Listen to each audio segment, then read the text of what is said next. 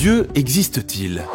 Ou bien l'univers est tout ce qui existe, a existé et existera toujours? Une des approches pour répondre à cette question est l'argument cosmologique. Il se présente ainsi. Tout ce qui commence à exister a une cause. L'univers a commencé à exister. Par conséquent, l'univers a une cause. La première prémisse est-elle vraie? Imaginons. Croire que quelque chose peut apparaître sans cause est plus difficile que de croire à la magie. Au moins, dans le cas de la magie, il y a un chapeau et un magicien. Et si quelque chose peut apparaître à partir de rien, alors pourquoi ne voit-on pas cela se produire tout le temps? Non, l'expérience quotidienne et les preuves scientifiques confirment notre première prémisse. Si quelque chose commence à exister, il doit avoir une cause. Mais qu'en est-il de notre seconde prémisse? L'univers a-t-il un commencement ou a-t-il toujours existé?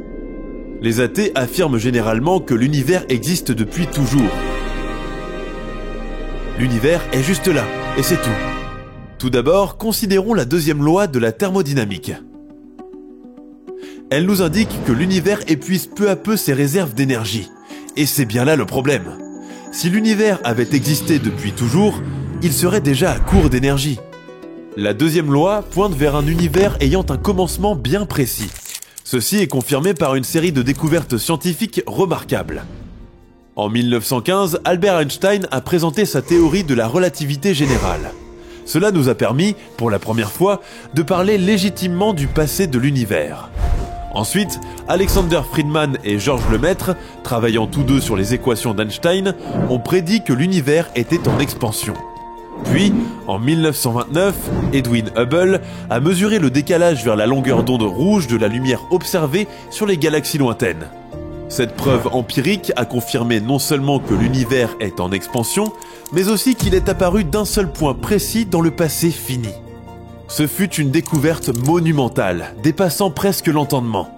Cependant, tout le monde n'est pas convaincu par l'idée d'un univers fini.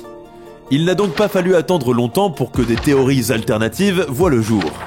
Mais l'un après l'autre, ces modèles n'ont pas résisté à l'épreuve du temps. Plus récemment, 3 cosmologistes de renom, Arvind Borde, Alan Guth et Alexander Vilenkin, ont démontré que tout univers qui a, en moyenne, connu une expansion tout au long de son histoire, ne peut être éternel dans le passé, mais doit avoir un commencement absolu.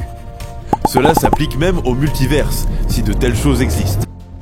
Cela signifie que les scientifiques ne peuvent plus se cacher derrière un univers éternel. Il n'y a pas d'issue, ils doivent faire face au problème d'un commencement cosmique.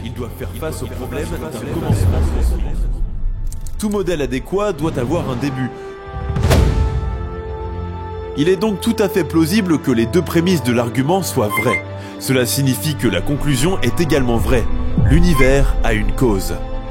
Et puisque l'univers ne peut se causer lui-même, sa cause doit être au-delà de l'univers spatio-temporel.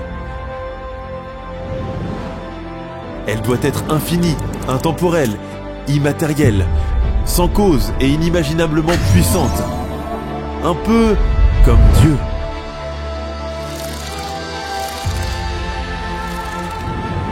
L'argument cosmologique montre qu'en fait, il est tout à fait raisonnable de croire que Dieu existe.